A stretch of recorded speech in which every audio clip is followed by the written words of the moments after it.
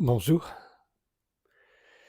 Aujourd'hui, je vais vous lire des extraits de 2 livres d'un maître indien de Bombay, de la même lignée que Nisargadatta Maharaj. Ils ont d'ailleurs eu le même maître, Siddharameshwar, dont je lirai des extraits un jour ou l'autre.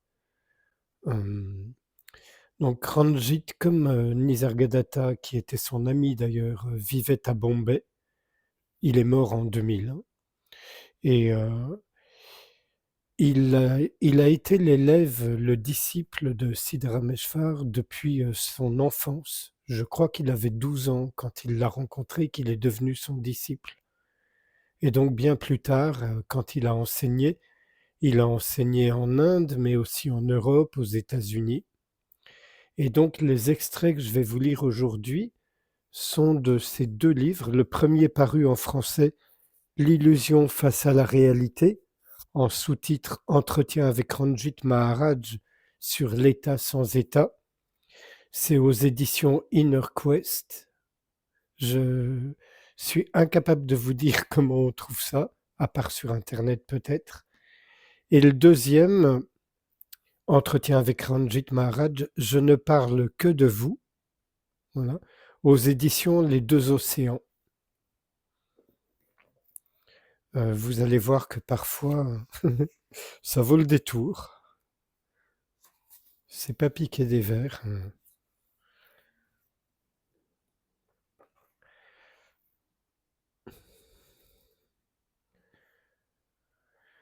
Vous ressentez que vous êtes limité, aliéné, mais vous ne l'êtes jamais. C'est à cause de l'ignorance que vous vous sentez emprisonné dans la souffrance.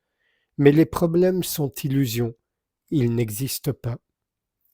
Et si jamais le malheur et les problèmes viennent à vous dans cette illusion, acceptez-les, car c'est ainsi que l'ego disparaîtra. Mais l'ignorant n'accepte jamais que le malheur l'approche, alors que celui qui comprend dit que tous les malheurs viennent à moi, parce qu'il sait que c'est ainsi que l'ego disparaîtra le plus rapidement. L'ego est toujours à la recherche de ce qui est positif pour lui. Je dois être respecté, aimé, reconnu. Lorsque par la compréhension il est blessé, vous ne devriez pas ressentir cette blessure, car l'ego est un problème pour vous. Alors laissez-le mourir. S'il meurt, c'est pour le mieux, c'est l'illusion qui meurt. Si l'ego meurt, soyez heureux. Exprimez même extérieurement votre joie, car l'ennemi a disparu. C'est un malentendu qui vous fait croire que vous êtes une entité séparée. Tout le monde fonctionne avec la conscience-connaissance, et vous également. Si vous comprenez que vous n'êtes pas le corps, votre conscience devient universelle. Toute limitation disparaît. Si vous cassez le vase, l'espace contenu dans le vase devient grand comme l'espace de la pièce, et si vous brisez les murs de la maison, il devient l'espace cosmique entier, Mahadakash.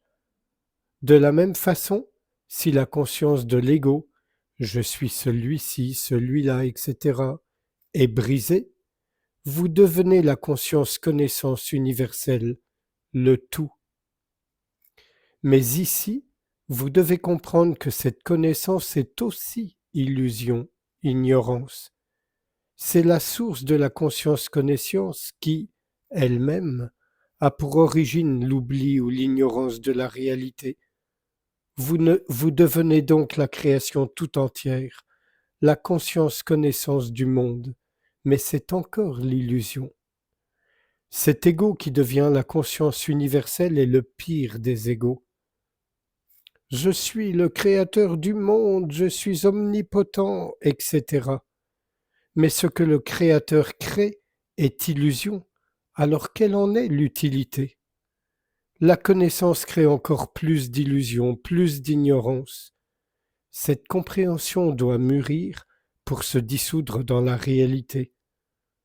Dans la réalité finale, il n'y a ni conscience, ni connaissance, ni ignorance, et c'est ce que vous êtes, votre véritable nature. C'est à cause de l'ignorance que vous dites je suis ceci, cela, et c'est toujours à cause de l'ignorance que vous dites Je suis la connaissance. C'est l'obstacle sur le chemin de la réalité.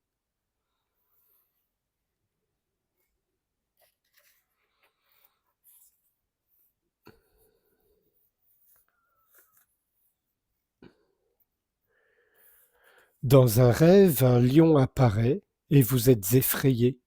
Mais si à ce moment-là vous vous réveillez, où est la peur? De même, vous pleurez lorsque votre ego est blessé, mais au réveil, tout disparaît instantanément. Si votre ego est blessé, sachez que vous avancez sur le chemin.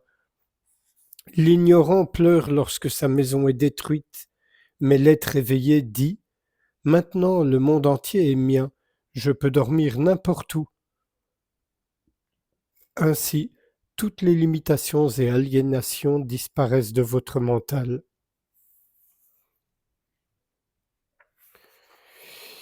Et attention aux oreilles chastes.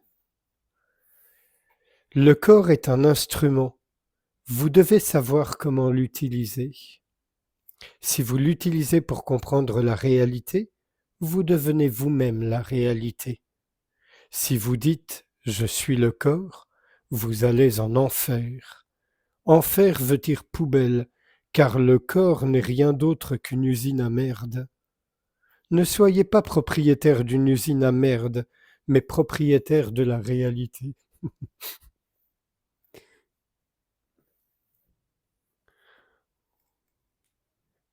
Et pourtant c'est élégant. Et donc dans ce livre-ci, un très bel extrait je trouve, j'espère que vous partagerez mon enthousiasme au moins en partie. Allez à la source, là où apparaissent les pensées. La graine est l'origine à partir de laquelle de nombreuses graines naissent. De même, un être humain produit de nombreux êtres humains, et ceci parce que vous êtes le créateur.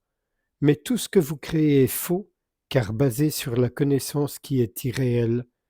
Gardez bien cela à l'esprit. Ce qui vient de la connaissance est toujours faux. Pourquoi? Parce que son origine est l'ignorance. La réalité a été oubliée, c'est-à-dire que l'ignorance l'a recouverte. Puis une pensée a créé le monde et la connaissance s'est déployée. Vous devez trouver qui vous êtes réellement. Vous êtes lui en ce moment même. Alors soyez-le. Tout le monde est lui, car personne ne pourrait vivre sans lui. Sans lui, vous ne pourriez vivre dans ce corps, penser, bouger, ni même voir quoi que ce soit. Vous seriez comme un cadavre qui, bien qu'il ait des yeux, ne voit rien. Qu'on le loue, qu'on l'insulte, qu'on le pare des plus belles fleurs, cela ne lui fait rien. Il ne ressent rien, il n'entend rien, il ne voit rien, donc rien ne l'affecte. Il dort en lui-même. Maintenant, je vous dis d'être comme un cadavre, d'oublier le monde et ainsi, vous ne serez plus touché par quoi que ce soit. Injures ou louanges ne vous toucheront plus. Mais doit-on pour autant vivre comme un cadavre ambulant? Non, soyez un cadavre, mais vivez. Le Maître vous dit de mourir à vous-même, à votre ego, et de vivre à nouveau avec la compréhension que vous n'êtes pas le corps. Alors, ce que les gens diront à votre propos ne vous touchera plus. Mais vous êtes si fier lorsque quelqu'un vous complimente et si malheureux quand on vous critique. Celui qui n'est affecté ni par les insultes ni par les louanges est lui. Lui avec majuscule bien sûr. Le Seigneur. Le soi.